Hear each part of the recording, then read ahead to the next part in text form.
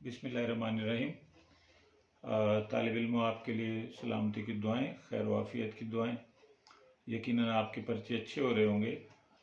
करीब ही जो हमारे मुख्तलिफ़ कॉलेजेस में एमए करने वाले तालिब इल्म हैं, उनके पेपर भी आ रहे हैं और उनकी तरफ से भी ज़ाहिर है कि तालीमी ज़रूरियात के हवाले से कुछ तकाज़े आते रहते हैं।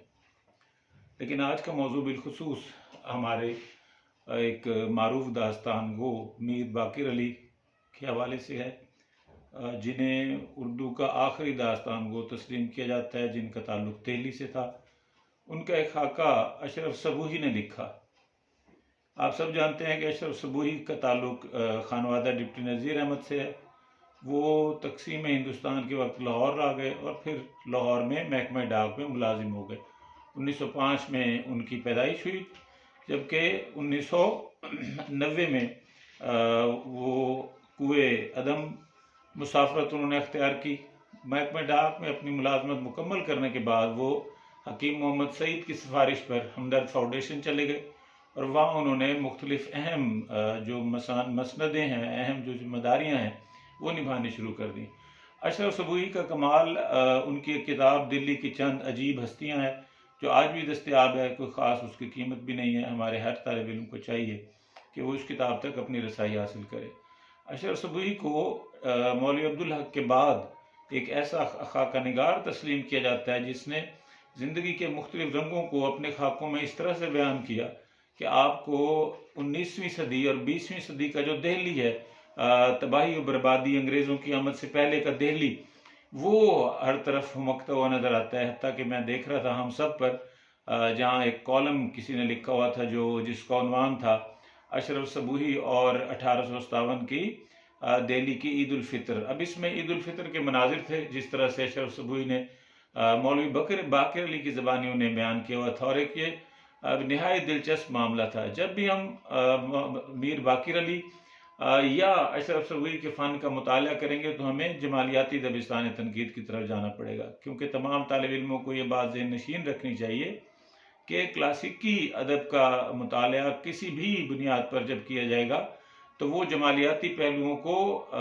ज़्यादा अहमियत देकर किया जाएगा, क्योंकि क्लासिकियत खुद जमाल परस्त होती है। जमाल से मुराद महज हुस्न नहीं है, जमाल से मुराद इखलाकी इक़दार की पाबंदी है, जमाल से मुराद एक मिसालियत पसंदी की तरफ रुझान है, जमाल से मुराद एक ऐसे माशरे का वकूफ़ पजीर होना है या एक ऐसे माशरे का ख्वाब देखना है जिसमें ज़िंदगी की वो तलखियाँ मौजूद ना हों जो तलखियाँ आज के सनतकाराना ज़माने में पाई जाती हैं, और जो आज का सनतकार ज़माना जिस तरह से इंसान को जिन तकलीफ़ों, जिन मसाइब और जिन अलाइम से दो चार रखता है, वो अलाइम क्लासिकी ज़माने में या जमालियाती जो मौज़ूआत हैं उनमें मौजूद नहीं होते।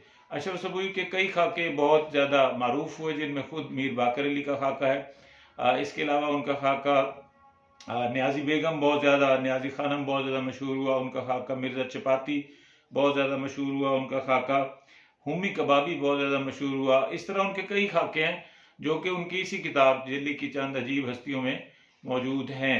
जो वाक़या इस हमारे खाके का है, ये बड़ा दिलचस्प है। अपनी मुलाजमत से सुबकदोशी के बाद या मुलाजमत से जब वो फारिगुल बाल हो गए और बुढ़ापा भी उन पर आ गया तो उन्हें दिल्ली की याद सताई, तो उन्होंने दिल्ली के लिए सामान बांधा और वहाँ पहुँच गए। रेलवे स्टेशन पहुँचे तो जो अशरफ सबूही लिखते हैं वो आपको खाका पढ़ कर ही उसका असल लुत्फ़ आप ले सकते हैं। मेरे पास चूँकि खाका मौजूद नहीं है, ना ही हमारी ये गुफ्तगू इसकी मुतहम्मिल हो सकती है कि हम किताब सामने रख कर उस खाके का मुताला करें, लेकिन वहाँ अशरफ सबूही बता रहे हैं कि किस तरह 1947 की दिल्ली और आज की दिल्ली में ज़मीन आसमान का फ़र्क है, और किस तरह वो घर और वो दरवाजे और वो दीवारें, वो मुनक्कश दरो दीवार, वो गलियाँ, सब का सब कहीं गायब हो गया है, और वो दिल्ली जो गली कुचों में ज़िंदा होता था अब कहीं कोठड़ियों में बंद हो गया। वो वहीं स्टेशन पर सो रहते हैं कि अचानक वो देखते हैं कि एक शख्स गुजरता है जो उनसे पूछता है कि हज़रत, अब यहाँ हज़रत को हज़रत लिखते हैं, अब ये बाकिर अली हज़रत कह रहे हैं। एक दूसरे से नाम पूछते हैं तो अशरफ सबूही नाम बताने से गुरेज करते हैं, क्योंकि उनका ख्याल था कि चूँकि हिंदुस्तान में और पाकिस्तान के दरमियान जो एजेंसियां हैं वो काफ़ी खुले दिल के साथ लोगों का इस्तकबाल कर रही हैं, और फिर उस वक्त शुमाली इलाका जात तो मौजूद नहीं थे, शायद उस वक्त जनूबी इलाका जात दक्कन या हैदराबाद या पानीपत की سیر کا کوئی انتظام ہو تو اشرف سبوئی نے احتیاطاً انہیں نام نہیں بتایا. خیر تھوڑی دیر کی لیت و لال کے بعد وہ ایک دوسرے کو پہچان گئے اور پھر ان دونوں کے درمیان تھوڑے سے مکالمے کے بعد یہ طے پایا کہ ہفتے کی شام یا سینچر کی شام کو میر باقر علی کے گھر پر. اور یہ بھی ایک اہم بات ہے کہ میر باقر علی اس وقت اسٹیشن پر پان بیچ رہے تھے اور چھالیاں بیچ رہے تھے. اور ان کا یہ کہنا تھا کہ میں جس طرح داستان گوئی کو اس کے عروج پر لے گیا اسی طرح میں دلی کے لوگوں کو پان کھانا سکھا رہا ہوں، کیونکہ یہاں اب لوگ پان کھانا بھی سیکھ گئے ہیں، بلکہ پان چبانا سیکھ گئے ہیں. پان کھانا بھی ہمارا ایک غلط روزمرہ ہے، درست روزمرہ پان چبانا ہے. اور لوگ اب پیپل کے پتے پر پان رکھ کر چباتے رہتے ہیں، ان کی جیبوں میں پان موجود ہوتے ہیں اور پان گویا فیشن یا تعیش بن گیا ہے. میر باقر علی کا دعویٰ یہ تھا کہ ہمارے بزرگوں کے لیے فیشن یا تعیش نہیں تھا، بلکہ یہ ایک طرح کی تہذیبی ایک سرگرمی تھی اور ایک تہذیبی صورتحال تھی. یہ جو تہذیبی صورتحال ہے یہ بذات خود جمالیات کا پہلو ہے. تہذیب خود جمالیات کا ایک جزو ہے. ہر جمالیاتی شے اپنے اندر کئی تہذیبی رنگ رکھتی ہے اور انہی تہذیبی چہروں کی بنیاد پر وہ شے جمالیاتی کہلاتی ہے. اب ہم پہلے تھوڑا سا داستان گوئی کے بارے میں اور میر باقر علی کے بارے میں جان لیں تو آپ کو یہ معلوم ہونا چاہیے کہ ہندوستان میں داستان گوئی کا فن 16ویں صدی میں آتا ہے. اس سے پہلے میر باقر علی کے نانا امیر علی دربار میں قصہ خوانی کیا کرتے تھے. اب یہ وہ لوگ ہیں جو ایران سے آئے اور حکمران بھی وہ ہیں جو ایران سے آئے، یا وہ لوگ دربار میں موجود ہیں جن کا تعلق عرب خطوں کے ساتھ ہے. عرب خطوں میں پہلے سے داستان کی روایت ہے، الف لیلوی کہانیاں سنائی جاتی ہیں، وہاں سے وہ قصہ خوانی لے کر آئے اور قصہ خوانی بعد میں داستان گوئی کا روپ اختیار کر لیتی ہے. ہندوستان میں 16ویں صدی سے 20ویں صدی تک لگ بھگ 400 سے زیادہ سال تک داستان گوئی کا جو فن ہے وہ اپنے عروج پر رہا اور اس میں 4 نہایت نابغہ روزگار شخصیات سامنے آئیں جن کو آپ کسی بھی صورت میں نظر انداز نہیں کر سکتے. ان میں محمد حسین جاہ ہیں، ان میں میر کاظم علی ہیں. میر کاظم علی بذات خود میر باقر علی کے ماموں ہیں. ان میں احمد حسین قمر ہیں اور خود میر باقر علی ہیں. میر کاظم نے تو کمال یہ کیا کہ اپنا شاگرد میر باقر تیار کیا، لیکن میر باقر نے ایک ظلم یہ کیا کہ انہوں نے اپنا کوئی شاگرد تیار نہیں کیا. ان کی ایک بیٹی تھی جسے انہوں نے تعلیم تو ضرور دلوائی، لیکن وہ تعلیم داستان گوئی کی نہیں تھی، جس کی وجہ سے داستان گوئی کا فن میر باقر کی اس دنیا سے رخصتی کے ساتھ ہی ختم ہو گیا. میر باقر 1850 میں دہلی میں پیدا ہوئے اور 1928 میں دہلی میں ہی وفات پائی. جس طرح اشرف سبوئی 1905 میں دہلی میں پیدا ہوئے اور 1990 میں کراچی میں وفات پائی. میر باقر علی کا کمال یہ ہے کہ وہ داستان کو اس طور پر سناتے ہیں کہ سننے والا اسے جھومنے لگ جاتا ہے، سننے والا پوری رات گزر جاتی ہے. جو لالٹینیں ہیں، جو روشنائی کے مختلف کمکمے ہیں وہ بجھ جاتے ہیں، صبح کا سویرا آ جاتا ہے لیکن ان کی داستان ختم ہونے کو نہیں آتی.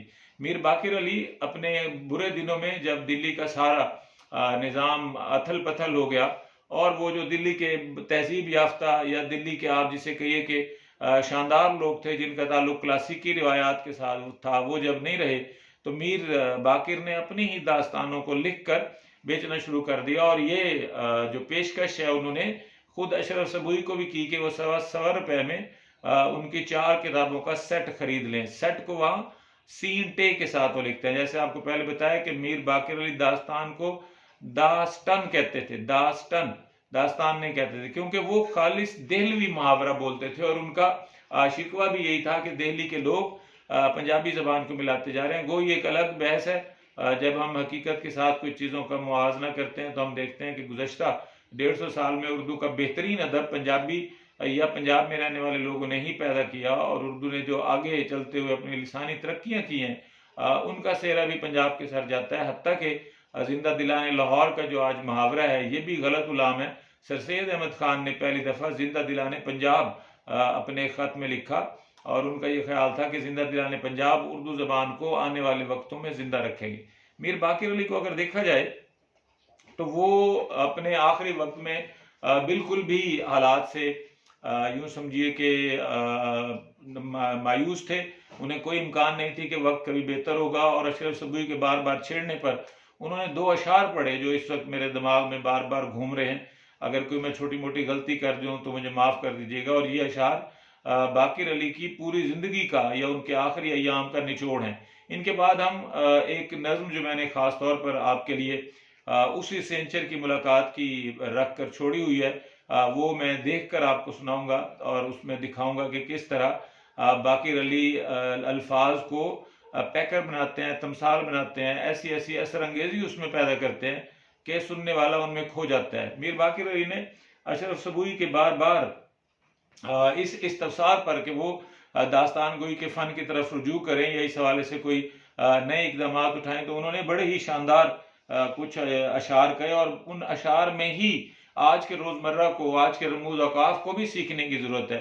شعر کچھ اس طرح ہے: بلبل کی چمن میں ہم زبانی چھوڑی، بلبل کی چمن میں ہم زبانی چھوڑی، ہم بلبل کے چمن پڑھتے رہتے ہیں۔ بلبل کی چمن میں ہم زبانی چھوڑی، بزم شعراء میں شعر خوانی چھوڑی، بزم شعراء میں شعر خوانی چھوڑی، جب سے دل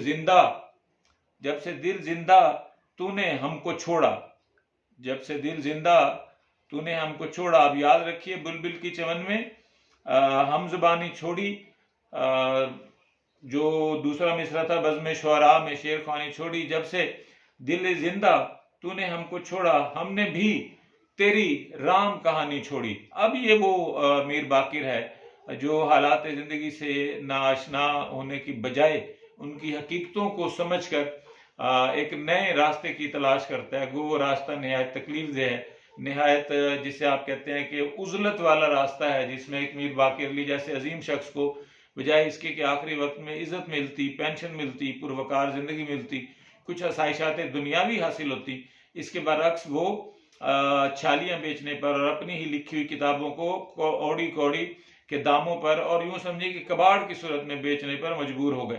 پورا جو خاکہ ہے اس کی زبان دہلی کی زبان کو سامنے رکھ کر لکھی گئی ہے۔ اس خاکے کا کمال یہ ہے کہ اشرف سبوئی نے جو وقت 47 کے بعد لاہور اور کراچی میں بتایا، وہ ان کے اندر کے دہلوی محاورے کو چھپا نہیں پایا۔ آپ اس خاکے کو پڑھیے، یہ ایک طویل خاکہ ہے اور یہ خاکہ آپ کو آسانی کے ساتھ مختلف جگہوں پر دستیاب ہو جاتا ہے۔